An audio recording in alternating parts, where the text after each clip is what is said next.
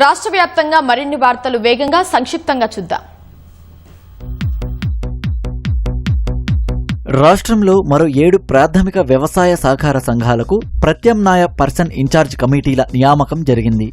ఈ కమిటీలు వెంటనే బాధ్యతలు స్వీకరించి వ్యవసాయ సహకార పరపతి సంఘాల నిర్వహణను పర్యవేక్షిస్తాయని మంత్రి తుమ్మల నాగేశ్వరరావు తెలిపారు.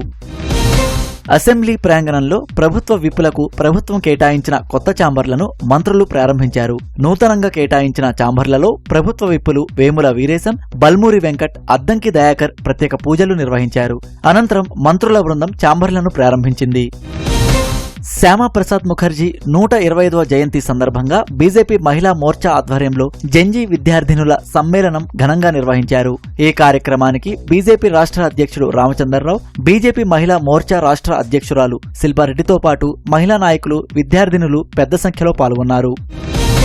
చారిత్రక గోల్కొండ బోనాల మహోత్సవాల నిర్వహణకు సంబంధించి హైదరాబాద్ కలెక్టర్ అన్ని శాఖల అధికారులతో సమీక్ష సమావేశం నిర్వహించారు. సమన్వయంతో పనిచేసి భక్తులకు ఎలాంటి ఇబ్బందులు లేకుండా చూడాలని దిశానిర్దేశం చేశారు. ధాన్యాలు, పప్పులు సరఫరా చేయించుకుని డబ్బులు చెల్లించకుండా దాదాపు 7.5 లక్షల మేర మోసానికి పాల్పడిన 2 నిందితులను పోలీసులు అరెస్టు చేశారు. హైదరాబాద్ బేగం బజార్కు చెందిన వ్యాపారి రూప్చంద్ సోలంకి ఫిర్యాదు మేరకు ధనలక్ష్మి ట్రేడర్స్ యజమాని ఆకునూరి అశోక్, అతని డ్రైవర్ ధర్మేంద్ర సింగ్ పై కేసు నమోదు చేశారు. హైదరాబాద్లో బలమైన ఈదురుగాలులు వీయడంతో అసెంబ్లీ ప్రాంగణంలోని రావి చెట్టు కొమ్మ విరిగి పడడంతో కలకలం రేగింది. ఘటన జరిగిన సమయంలో ఎవరూ లేకపోవడంతో పెను ప్రమాదం తప్పింది. అసెంబ్లీ భద్రతా సిబ్బంది విరిగిపడిన కొమ్మను తొలగించి సాధారణ స్థితికి తీసుకొచ్చారు. సికింద్రాబాద్ సీతాఫల్ మండి పరిధిలోని ఇందిరానగర్ కాలనీలో ఓ పాఠశాల ఎదురుగా ఉన్న భారీ వృక్షం ఈదురుగాలుల ధాటికి నేల కొరిగింది. దీంతో ట్రాఫిక్ జామ్ కావడంతో ప్రయాణికుల రాకపోకలకు తీవ్ర అంతరాయం ఏర్పడింది. అదృష్టవశాత్తు ఎలాంటి ప్రాణనష్టం జరగకపోవడంతో అందరూ ఊపిరి పీల్చుకున్నారు.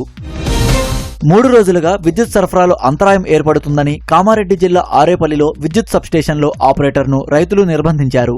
నాట్లు వేసే సమయంలో విద్యుత్ అంతరాయంతో పంట వేయలేమని ఆవేదన వ్యక్తం చేశారు. గ్రామ పంచాయతీ సిబ్బంది పేర్లు ఆన్లైన్ నమోదు చేయాలని విజ్ఞప్తి చేస్తూ కరీంనగర్ కలెక్టరేట్ ముందు కార్మికులు ధర్నా చేపట్టారు. కార్మికుల పేర్లు ఆన్లైన్లో నమోదు లేనందున ప్రభుత్వం నుండి వేతనాలు రావడం లేదని తెలిపారు. భద్రాచలం శ్రీ సీతారాముల కళ్యాణానికి సమర్పించనున్న కోటి తలంబ్రాల 16వ మహాయజ్ఞంలో భాగంగా శ్రీకృష్ణ చైతన్య సంఘం బృందం వివిధ వేషధారణలతో నారుమడి వేశారు. శ్రీకృష్ణ చైతన్య సంఘం అధ్యక్షుడు కళ్యాణ అప్పారావు సమక్షంలో నృత్యాలు చేస్తూ శ్రీరామనామ కీర్తనలు పాడుతూ వరి విత్తనాలను చల్లారు.